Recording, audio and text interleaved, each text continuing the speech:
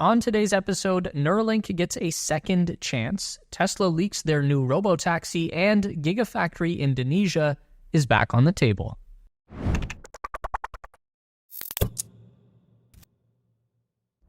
Elon Musk's brain implant company Neuralink has received a major new green light from the U.S. Food and Drug Administration that will rapidly expand the scale of Neuralink's human trial with their first brain-computer interface device known as the Link.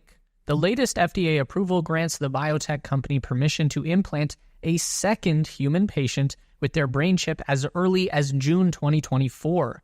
That second user will join Neuralink patient 0, Nolan Arbaugh, in the company's PRIME study, which is currently assessing the safety and effectiveness of the radical new brain implant procedure.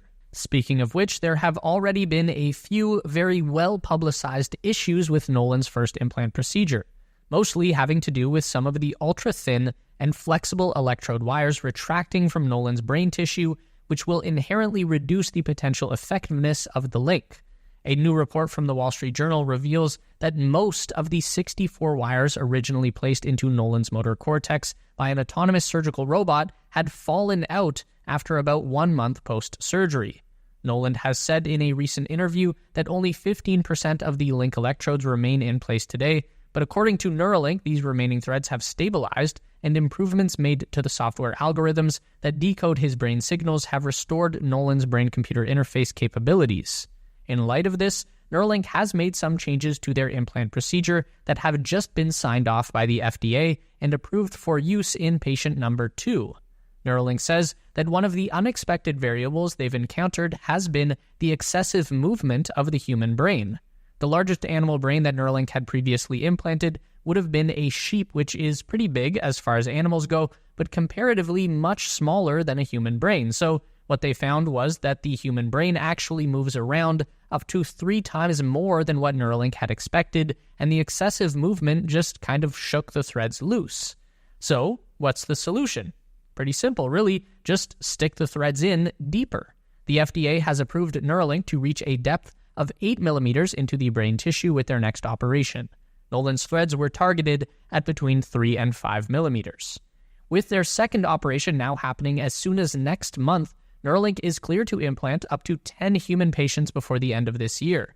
According to an unnamed Neuralink source reported by the WSJ, there are more than 1,000 quadriplegics who have signed up for Neuralink's patient registry, though fewer than 100 qualify for the study at this time.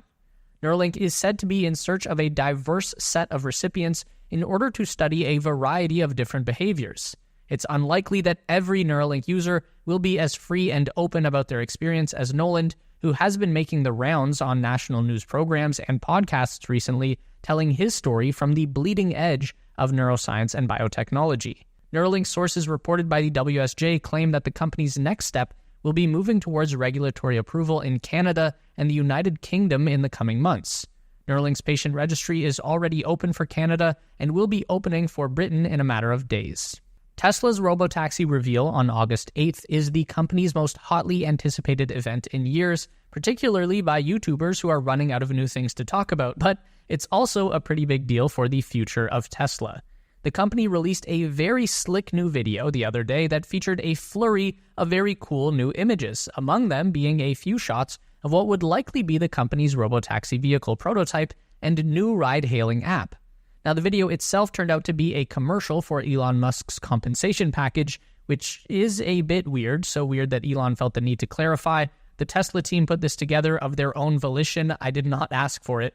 And while that does somehow make it seem even more like he did ask for it, we'll leave the stock situation to the finance bros and stay in the tech lane.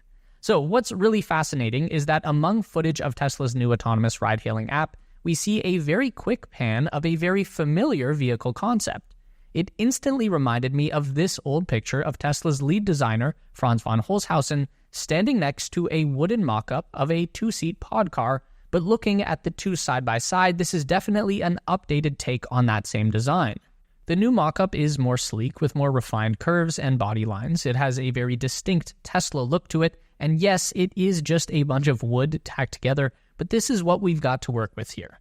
What I do believe is that Tesla would not show this if it wasn't important. They don't seem like the kind of company that is just making concept cars for fun. They've only released 6 production vehicles in the entire 20-year history of the brand, and it's reinforcing the theory that the robotaxi will be a very small 2-seat, fully autonomous vehicle that's more like a pod than a traditional passenger car, and it's going to be built on a different platform than the Model 3, one with a much shorter wheelbase, smaller cabin, and bigger trunk.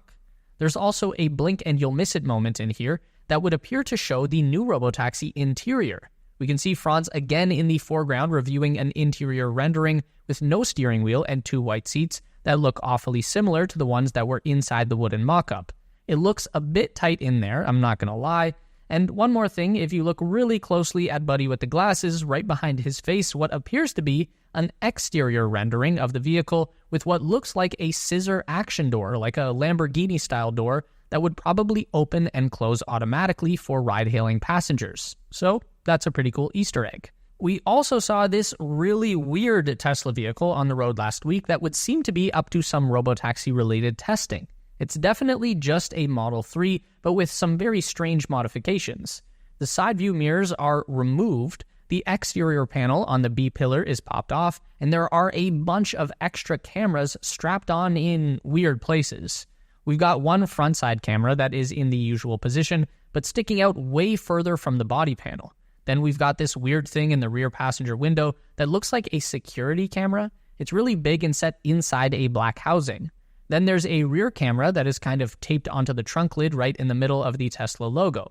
If I had to throw a guess out there, it does kind of look like they're testing out some new camera positions for a vehicle that will be similar in shape to a Model 3, but with some slightly different dimensions. What could that be? Remember like a year ago when everyone thought that Tesla was about to build a new gigafactory in Indonesia, but then nothing happened? Well, we're happy to report that yet again, everyone thinks Tesla is about to build a new gigafactory in Indonesia. Elon was recently there on a visit to promote his Starlink satellite internet service, but that didn't stop the Indonesian Minister of Investment from claiming that Musk is also considering a potential electric vehicle plant in the country. We know that Elon and Indonesian President Joko Widodo, who is also known as Jokowi, met in Bali after they attended the World Water Forum on Monday. During that meeting, Indonesian officials pitched the idea of a Tesla facility in the country, and Musk seemed to respond to the idea pretty well. The Indonesian Minister of Investment said, quote, "We made an offer. Is it possible to build an EV battery plant here, precursor cathode? And he will consider it."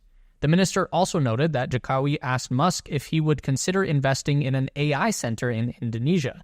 The Indonesian president even pitched the idea of a SpaceX launch pad at Biak Island, which is located in Papua province. Of all the potential gigafactory locations that are constantly being floated around, India, Malaysia, Canada, Indonesia is a strong contender due to its abundant natural resources, namely a very high concentration of nickel deposits.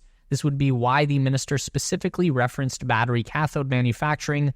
Most of the battery cells that Tesla currently use, including their own 4680 design, have a nickel-based cathode.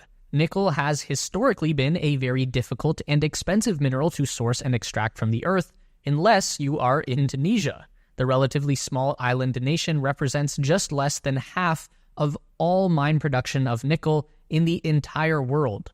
So when the Indonesians make an offer to anyone in the business of making and selling batteries, it's likely going to be one that's hard to refuse.